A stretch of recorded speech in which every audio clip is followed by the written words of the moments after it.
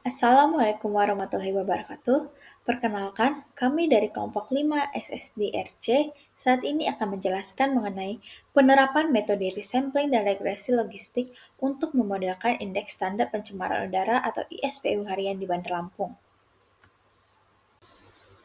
Sebelum masuk pembahasan, izinkan saya memperkenalkan diri. Saya Yana Manik sebagai moderator dengan ujung NIM 126, rekan saya Jignas Tiar Al-Khawarizmi dengan ujung NIM 96, Pardi Oktaviando dengan ujung NIM 132, dan Marsyanda Putri dengan ujung NIM 20. Berikut daftar isi yang akan kita bahas. Yang pertama itu ada indeks standar pencemaran udara atau ISPU, yang kedua ada imbalance classification, yang ketiga technique sampling, keempat confusion matrix, kelima holdout validation, keenam keyword cross validation, ketujuh hasil dan pembahasan, dan ke-8 adalah kesimpulan. Oke, selanjutnya adalah pendahuluan.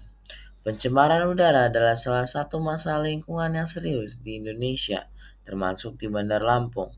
Indeks standar pencemaran udara atau yang disingkat ISPU merupakan indikator kualitas udara yang digunakan untuk mengukur tingkat pencemaran udara.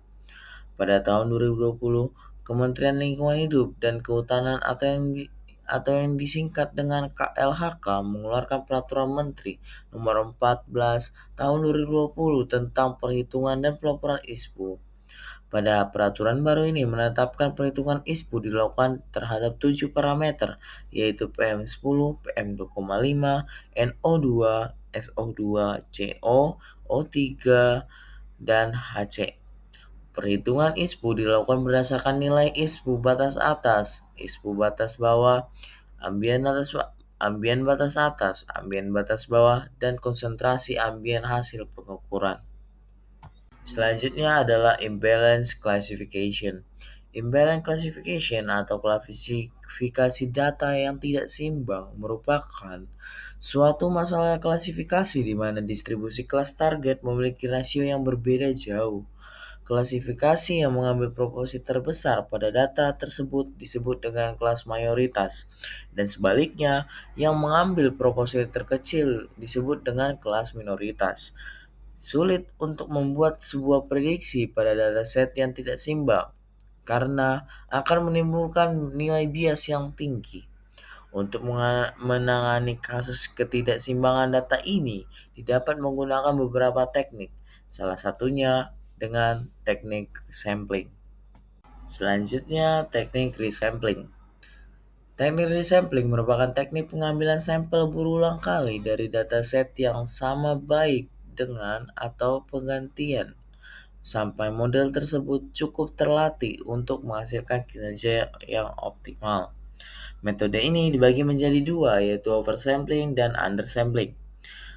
Teknik oversampling dipilih karena tidak mengurangi jumlah data tetapi menambah dataset yang kurang pada kelas minoritas.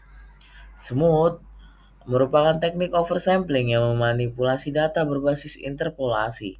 Metode ini bekerja dengan cara mengambil sampel dari kelas minoritas dan menyisipkan sampel sintetis sepanjang garis yang menghubungkan satu sampel dengan sampel lainnya yang merupakan tetangga terdekat di kelas tersebut. Selanjutnya, yang kedua adalah undersampling. Undersampling adalah teknik yang berfokus pada pengurangan jumlah sampel dari kelas mayoritas agar sebarannya menjadi seimbang dengan kelas minoritas. Hal ini dilakukan dengan menghapus data dari kelas mayoritas secara acak. Undersampling memiliki tujuan utama, yakni meningkatkan kemampuan model kualifikasi dalam mendeteksi kelas minoritas. Selanjutnya itu ada confusion matrix. Confusion matrix merupakan sebuah tabel yang menguraikan bagaimana model mengklasifikasikan data. Informasi ini diperoleh dengan membandingkan label aktual dari data dengan hasil prediksi yang diberikan model. Confusion matrix sendiri terdiri dari unsur-unsur penting seperti positif benar, positif palsu, dan negatif palsu, yang dimana akan mendapatkan nilai-nilai dari akurasi, sensitivity, specificity, dan area under cover atau AUC yang dapat dinyatakan dalam persamaan 2, 3, 4, dan 5. Dapat kita lihat pada di layar itu ada 4 persamaan kedua, ketiga, 4, dan 5.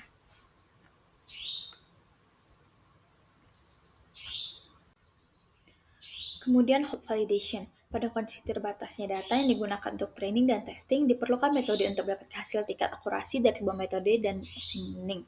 Salah satu cara untuk validasi adalah dengan menggunakan metode holdout. Metode holdout adalah metode yang akan menyediakan sejumlah data untuk digunakan sebagai data testing dan sisanya sebagai data training.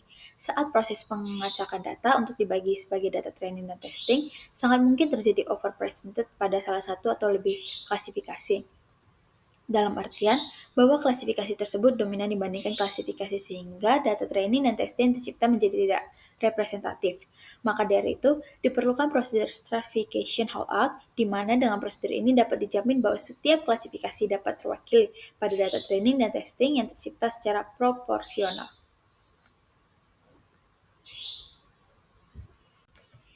K-fold cross validation merupakan salah satu metode statistik yang diimplementasikan untuk mengevaluasi performansi dari model atau algoritma yang telah dirancang. Pada tahap pelatihan dataset dibagi menjadi data latih, dan data validasi. Model akan dilatih menggunakan data latih dan divalidasi menggunakan data validasi sebagai K-fold. Sebanyak K-fold. Langkah-langkah dari K-fold cross validation yaitu yang pertama, total data dibagi menjadi K bagian. Yang kedua, fold ke-1 adalah ketika bagian ke-1 menjadi data uji atau testing data dan sisanya menjadi data latih atau training data. Kemudian, hitung akurasi atau kesamaan atau kedekatan suatu hasil pengukuran dengan angka atau data yang sebenarnya berdasarkan porsi data tersebut. Perhitungan akurasi tersebut menggunakan persamaan sebagai berikut. Akurasi sama dengan jumlah data uji benar klasifikasi dibagi jumlah total data uji dikali 100. Yang ketiga, fold kedua adalah ketika bagian kedua menjadi data uji atau testing data, dan sisanya menjadi data latih atau training data. Kemudian hitung akurasi berdasarkan porsi data tersebut.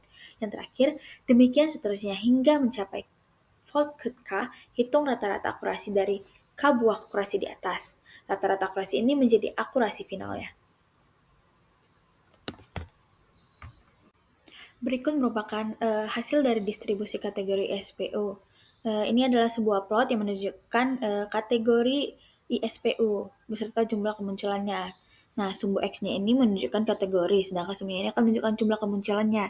Di sini sehat itu sekitar 150 lebih, tidak sehat itu 50-an lebih. Setelah dilakukan perhitungan coefficient matrix itu didapat yang pertama tanpa ada penerapan SMOD itu didapat tidak sehat, namun dibilang sehat itu satu, yang tidak sehat dan benar-benar tidak sehat itu ada 13, sehat dan yang benar-benar sehat ada 35, dan yang sehat dibilang tidak sehat itu tidak ada.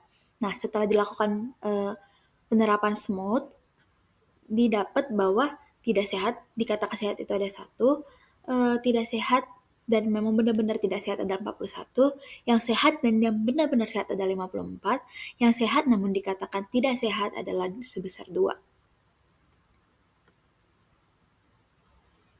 Nah, setelah melakukan penerapan SMOD pada coefficient matrix, kita dapat juga melakukan penerapan K-fold cross validation pada data SMOD sebelumnya.